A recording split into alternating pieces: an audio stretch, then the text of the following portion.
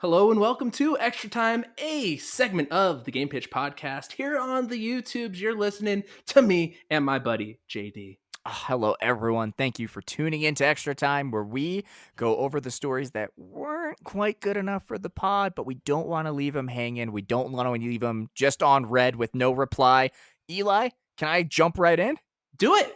Oh, Square Enix, what is you doing, baby? They are bringing a Dragon Quest mobile game to iOS and Android sometime later this year, early next year. Right now, they're trying to get an early access phase going on Google Play, not on iOS. And this is awful. All of this is bad.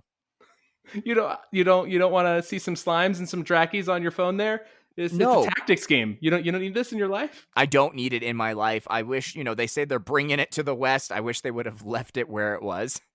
Oh no, so sad. All right, well, our next story is actually kind of a weird, you would think because of COVID times is happening. ESPN reports that DreamHack and ESL have announced that they will merge. That doesn't mean that their events are going away, the DreamHack name's going away, or any of that, but they are kind of combining. Their CEOs have all said, yeah, we've been, kind of working together as this modern times group, and that's what we're going to operate independently as. And then they're still going to basically kind of like almost like a publisher, and kind of how Microsoft is like, Bethesda, still go do your thing. They're still going to all do their own thing, but they're going to kind of work together to not cross compete and kind of like cover territory and like really have a full calendar. So where it's not like they're like having to go into new markets and like try and start something else up. They're just going to use what the other company was already doing well, the things they're propping up, to kind of pivot in this new digital age to keep doing their amazing video game events. So if you don't know, DreamHack and ESL, they're some of the biggest names in esports when it comes to doing large festivals. And because those large festivals can't happen in person, these things are going to be online, baby. Pew, pew, pew. Still shoot the shit. Bringing it to the interwebs. Speaking of utilizing the interwebs, Twitch streams everywhere, streams on every device, pretty much the platform of choice if you're a big streamer. They are announcing a new feature called Soundtracks by Twitch. It's going to be in beta. It's a music tool with all the rights already built in that's designed all around Twitch creators so that they can stream from their music library without having to worry about any copyright strikes against their videos. There's not a lot of details yet because it is a beta. It is still in a waitlist phase, so people have to sign up for it. But one thing that you and I prophesized is that this is probably going to be a subscription, isn't it? They're going to find a way to charge people for this. They are 100%, or it's going to be folded into something else you have, and then like that like entire service is going to go up a few dollars or something like that. But yeah, it has to be something they charge for. I hate it. I really, really hate it. And, just on the heels of that, one of the principal program managers for accessibility and inclusion design has left Twitch. And it's pretty sad, actually. Do you want to talk a little bit about this? Actually, my good friend Mike the Quad kind of shared this story on Twitter that I saw, and it's kind of a weird thing where there's not a lot of details of the departure. Was it them, firing him? Was it him not being satisfied with what they could implement? So I think that's something that maybe the details of that will come out in the next few days. This is kind of like, more recent news, but it is kind of sad to see that someone who had been advocating for that for so long in the space that is respected by the community is like, yeah, guys, I'm out. Well, and here's the thing is the tweet where he announced this, he says, I no longer work at Twitch. No matter how well-intentioned, it's possible to speak out too much. Hard lesson learned. So this certainly doesn't feel like him leaving. It feels like Twitch showing him the door, which imagine kicking out the person who's designing accessibility and inclusivity tools for your platform. Yeah, Not a especially great if look. if like that person, like where he says like speaking out too much, it's just like, Come well, on. well, bro, no one else is speaking out for Yeah, the people he's who the are one.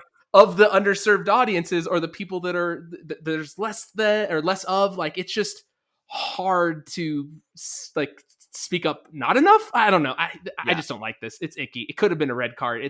I feel bad for the guy. Yeah, it's really icky. I do not like it either. So, terrible look for Amazon and for Twitch. And I feel like we say that more often than not, that they're not really getting much right. They just do a lot of bad stuff. Yep. They do a lot of bad stuff. And I think that's what a lot of these big companies do. But on the opposite side of that coin, on the positive side, we have Blizzard Entertainment delaying their next update to World of Warcraft, the Shadowlands. And there was a lot of people crying out on the internet, yay, good job, guys. Good. No crunch. Woohoo, let's do it. And Yeah, I mean, this is a good thing for that community. It This is, is. not that they're not getting the game. It's just a good thing for the people that support them and Blizzard and their devs in house. So I hope this is a move for, to avoid crunch, but it could just be man, there's a lot of stuff coming out the holidays. Let's go to a more empty area.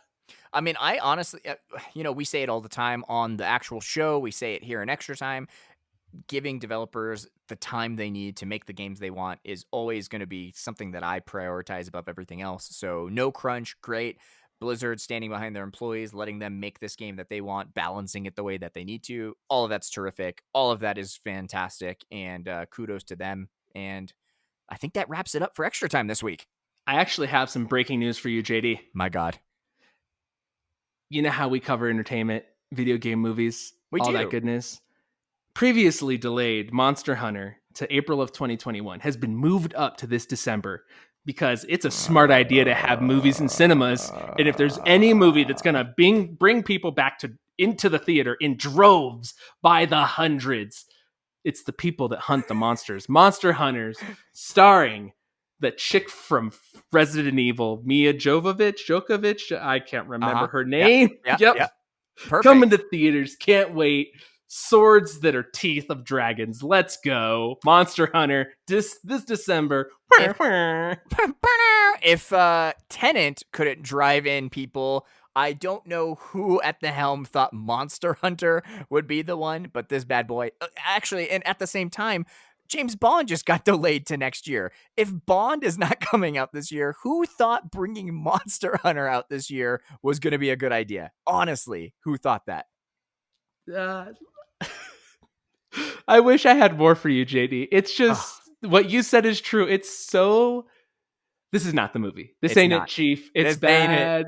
This is what would be the opposite of the wings beneath our wings. It's like the greasy goo beneath our, I don't know, heels. I hate it. Oh, thanks. I hate it also. That brings us to the end of Extra Time. Thank you for listening. Catch our podcast every Monday on Google and Spotify and the Apple, I guess, if you want to listen there.